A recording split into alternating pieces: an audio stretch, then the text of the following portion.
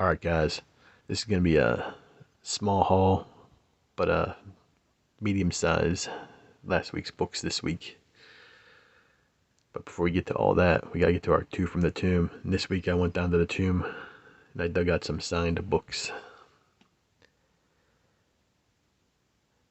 I talked about G.I. Joe last week in last week's two from the tomb. And I talked about a cover, G.I. Joe issue 46.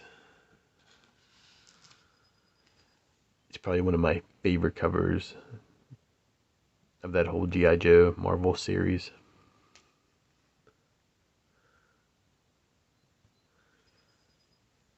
You can see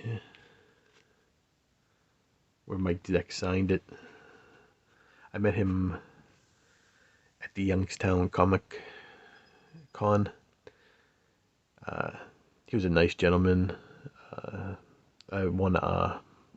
got a couple prints signed by him, a couple Punisher prints. Maybe I'll show it on my Instagram when I finally dig it out of the tomb. It's buried deep.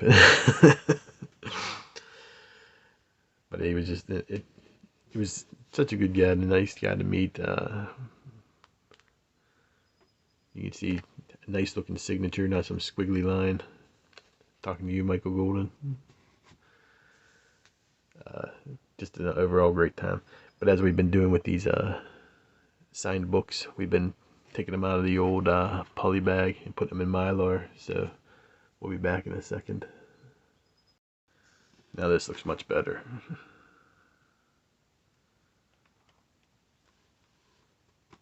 Yeah, as I do these two from the tomb, when I pull out signed books, I got some Mylars that were the Mylar bags that were sort of not the size I wanted. I wanted like the Silver Age to match with all my other books, but I figured a lot of my signed books are all modern, so I can always and I keep my autograph books separate from my actual collection. But yeah, this is definitely my favorite cover of G.I. Joe. If you have a favorite cover, leave down the issue number down below. I'd like to take a look at it, but this is my favorite. I figured since we were I brought out one Mike Zeck book, might as well pick out another one. So I picked out the Punisher issue number 3 of the 4-issue limited series that became 5. Just an awesome cover. Probably one of my favorite Punisher covers.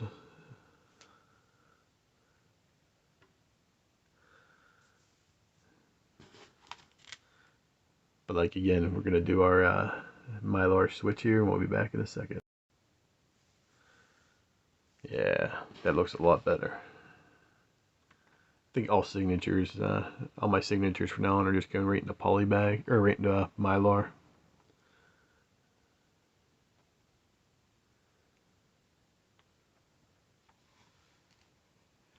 I don't know, with signatures and stuff like that, I always think if they sign it nice like that, it just makes the book so much better.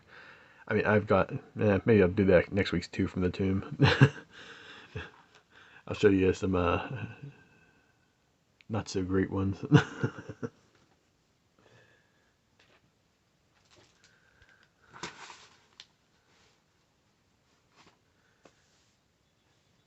But now onto the haul. It's basically one comic issue and one trade paper, possibly back. I'll show you what I mean in a minute. But I went to see Danzig in Cincinnati this past weekend. Talk about the show later in a later video, but they were selling some Veronica comics at the stand. They were cash only, so unfortunately I only had like $30 on me. Which I probably should have had more, because there was another book that I wanted to pick up, but unfortunately I couldn't do it.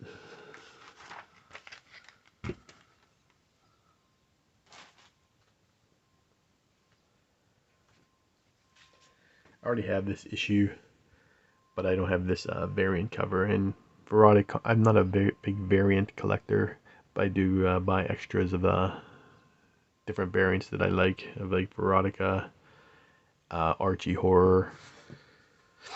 What else? What's the other one? There's another one I can't remember. What the heck is it? Yeah, Sabrina. Sabrina's the other one. But Afterlife with Archie, I always buy like all the those type of variant covers. But with Veronica, I always try to, if I find them cheap enough, but I usually buy a lot of them on their eBay store. But it was nice to find one for $5.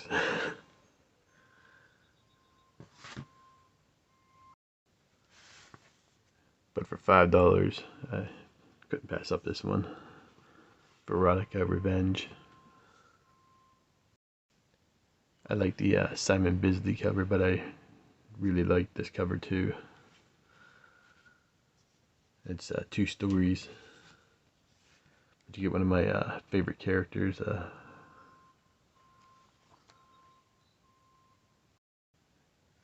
Pumpkin. I just love that the pumpkin head on there.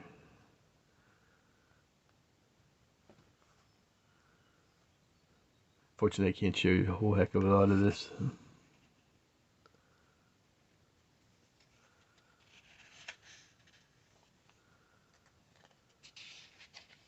But then you get this second story here. This is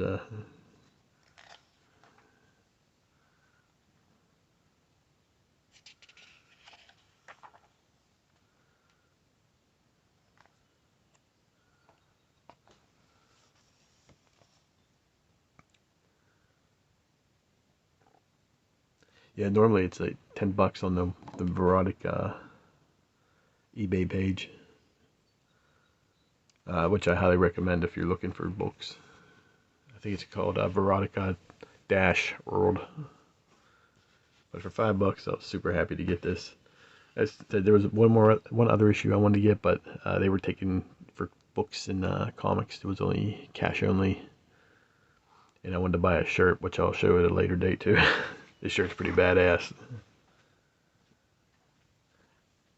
The other thing which cost me, took a lot of my cash away, was I wanted to pick up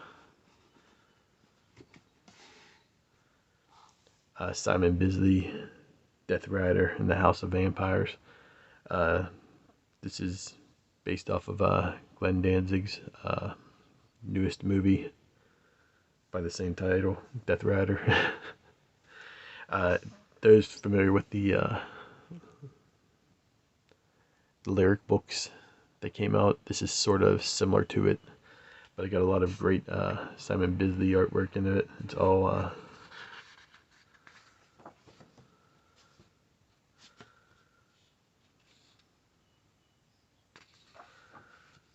just beautiful looking work.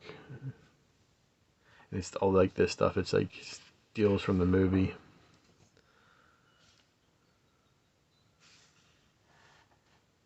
There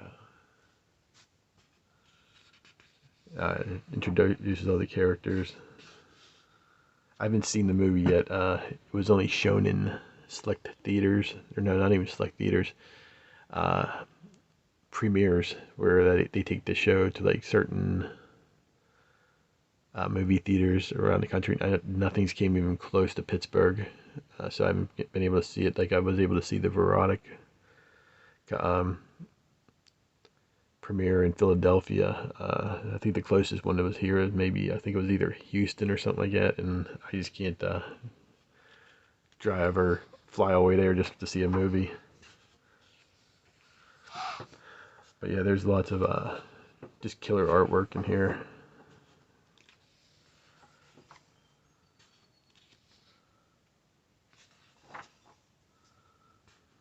That's the character Glenn Danzig plays in the movie Bad Bathory. But I'm not gonna show anymore because I don't want to get this.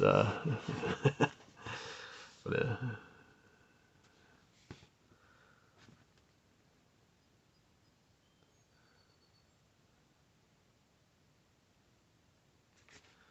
Yeah, I really want to see this movie, so I'm hoping it gets a DVD, Blu-ray release. Um, but who knows? Alright, guys, that was my mini haul for the week. Now we're going to do our last week's books this week.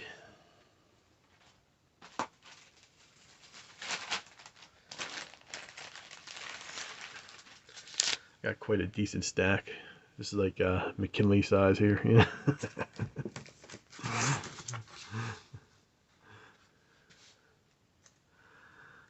Let's see how we get some sort of order here. First up is Scorched and Spawn. I gotta make sure this is back because I just hit it. There we go. For some reason, my shop didn't get the cover, that McFarlane cover in, so I just gotta buy it off of mycomicshop.com or something like that. But it's part of the connecting covers, the Jim Lee homage for X-Men 1. And number 2, I'm not a huge Matina fan, so I was like sort of Both these are Matina covers. But $2.99, you know what you're getting.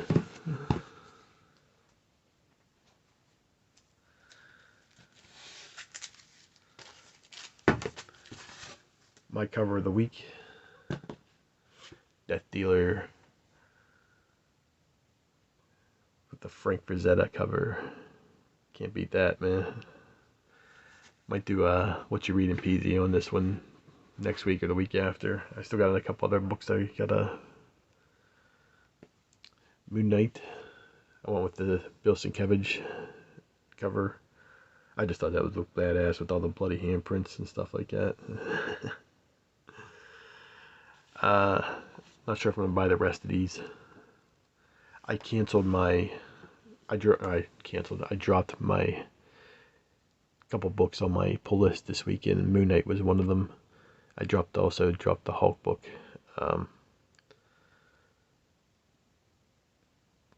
I really never got into the Hulk, Donny Cates' Hulk book.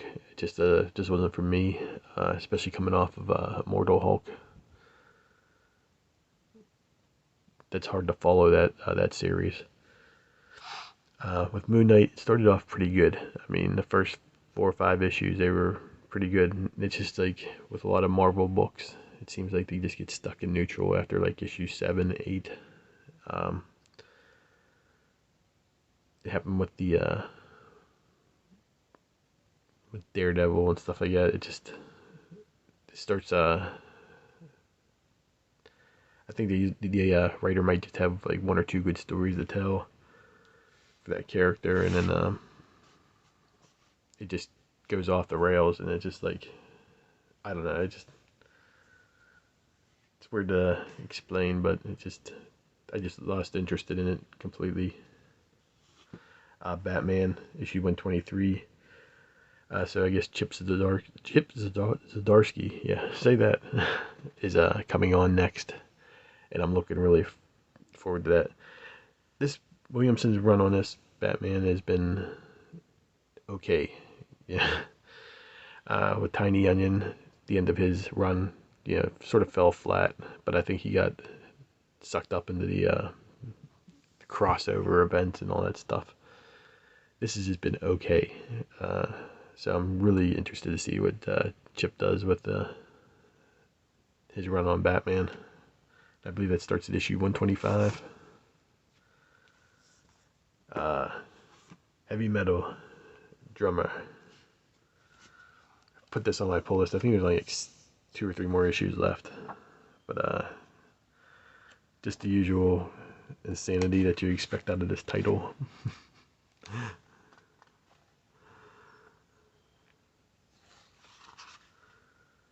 And I like the art style on it too, so I've been having a good time with this book. Let's see what else we got here.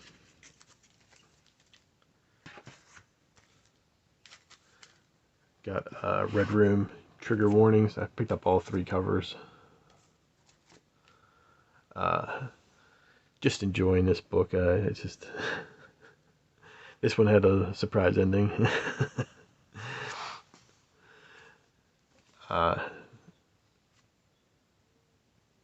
hands down the best book going out today, artist wise, story wise.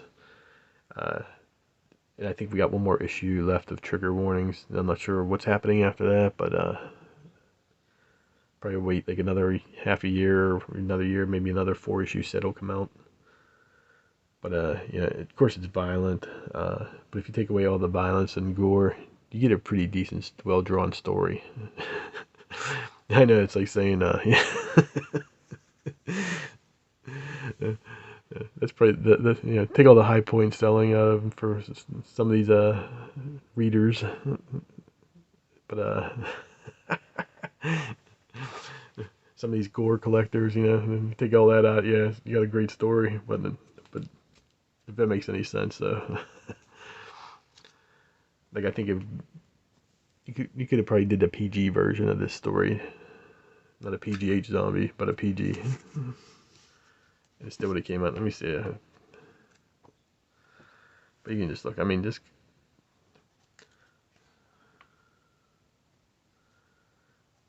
and if you haven't, I just find it funny because I always find little things in here that Ed puts in here that are for Pittsburgh, like different streets and stuff like that. I don't know, Ed. When am I gonna get a shout out on I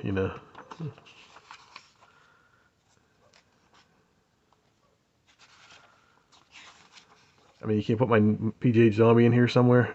Come on, Ed. Make it cool too. Don't give me some weird crap.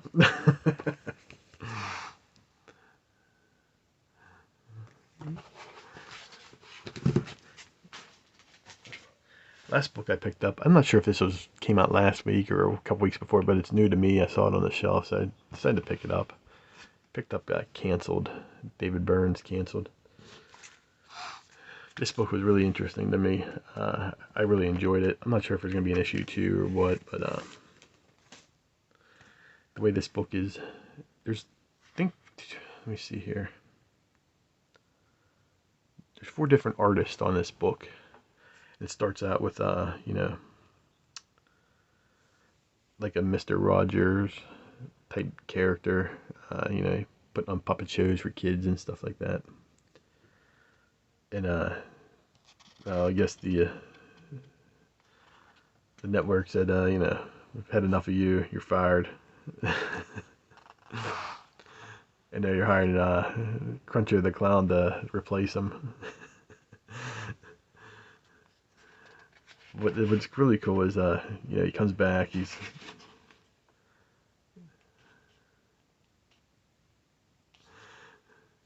like this evil spirit here, evil clown. And he tells kids, to do bad things, like, push your mom down the stairs or something like that, and he starts infecting all the kids, And all of a sudden it stops, like, and it switches to another, like, almost like a 70s, early 80s type. You can see, like, the television. Then what it was is this couple here was watching this movie, which was supposed to be this whole first part. So you think it's a movie, and then they wake up later that night and want to play a game. Then all of a sudden it switches again to like a manga style, like from Japan. And all of a sudden it's infected in Japan, and it's all written or drawn in the manga style. Then it has like the modern comics, like. So it's pretty interesting. Like, it just shows this clown going through like all these like tablets and stuff like that, TVs, infecting today's youth or yesterday's youth also. But it was I found it pretty interesting. Did anybody else read this? Leave a comment down below. But I just thought it was interesting concept of doing the same story with just different artists and completely different styles. It wasn't like somebody like trying to imitate the other guy,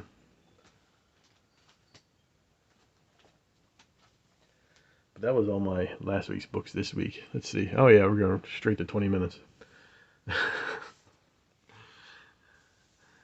The last thing is what you read in PZ. So I bought this book for the cover a couple weeks ago now, and I'm no longer buying books just for the cover. I force myself to read them, so that a lot of them will show up on what you read in PZ. Because my normal books, I really don't like talking about them too much. It's just like like I'll comment on them and stuff, but just like my little world there, I don't, with Batman and all that, Spawn and stuff like that. So I'd just like, I'd rather talk about books that I don't really have any interest into the story yet. Yeah. Could very well, I might want to go pick up every issue of this book, or the series, I mean. But we can tell here what I like about Marvel. Let's start off with the good. What I like about Marvel is they give you a little rundown of what's going on, so you're not completely clueless. I'm not too familiar with any of these people. Kelly Thompson, Elena Casagrande. Like I said, I haven't really read Marvel too much, but from what I liked the whole red. I thought that was a great choice for, it just looks awesome.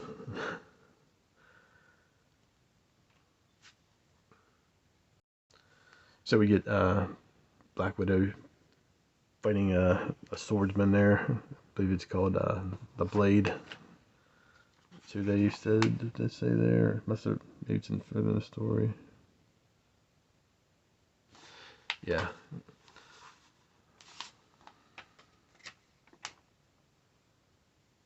Living Blade. That's what the. So I guess the issue before this, which I don't have, the big sort of the big fight scene, and I'm getting the end of it. And of course, one of the Avengers, Clint, comes in at the end and saves the day. Which I'm surprised, I'm noticing a lot of the books now, like the hero in the book is rarely the hero, like always being saved by somebody else, like Batman being saved by Catwoman, Black Widow being saved by Hawkeye. That's what even still goes by. So then, you say we gotta get out of here, which is cool. This part, I don't know any of these characters. I'm assuming that Spider Girl. My Marvel knowledge is very limited, but I'm assuming that's like a Spider Girl or Spider somebody. And that might be, looks like Black Widow's trainee or something. So I was sort of lost on this part, but everything in red was great. I thought it was great action, great up to this point right here. Just a great scene. Two heroes trying to get out of a situation. Then we meet up with two dudes. I have no idea who the hell they are.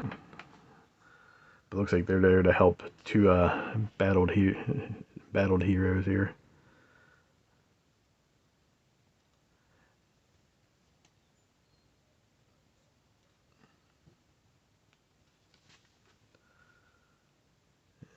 It looks like this one has some sort of powers that I guess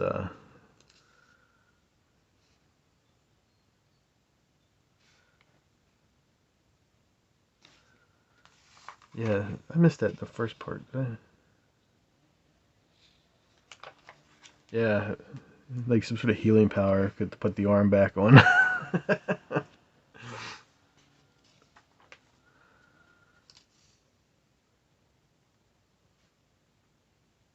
But then the dialogue between the two heroes and these I don't know who the hell they are. They X-Men. Somebody tell me.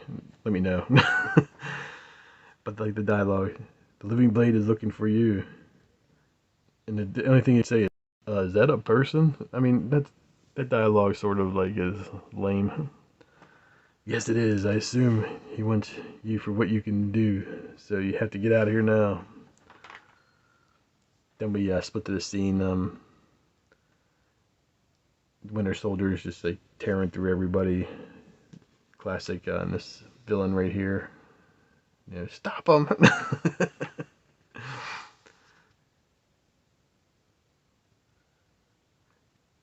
I found the parts with like Black Widow the most interesting.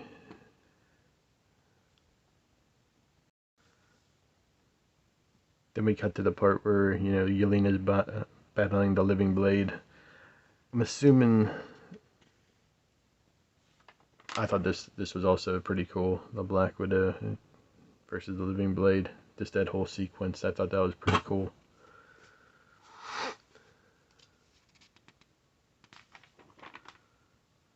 But then I guess this guy has some sort of honor code where he let Black Widow go before. But I'm not 100% sure why. But the craziest part of this, then it's, you know, of course with every Marvel book, somebody's sitting around eating for the whole page. You know, we're foodies or something. I don't know, is that what they say? The kids say. But the crazy thing about this is, I was like, okay, maybe I'd pick up the next issue, check it out. But this is, this looks to be the last issue of the whole series. So not only did I jump on in issue 15, I jumped on the last issue. So no wonder I don't know what the hell's going on here. Overall, I thought it was a half a good read. Am I going to go looking for all the other books? Probably not. If it was continued maybe issue 16, I may have picked it up. I like to have some Marvel books on my pull list, or at least one. And right now I have 0. But unfortunately, this will probably be the only, unless I find some cheap or something like that, maybe hunt down, but it'd have to be like quarter book type deal before I buy any more of these. Like I said, I like the Black Widow parts. I just thought the Spider Girl, or whoever the hell she is, and the two dorks, you know, that heal Black Widow parts were not that great. But having said that, I'd probably give this a score of 3 out of 5. I thought it was a pretty good book. The Black Widow parts, the rest of it, Alright guys, thanks for watching. Check out my Instagram below. Can't believe this went on for 27 minutes. Talk to you next time.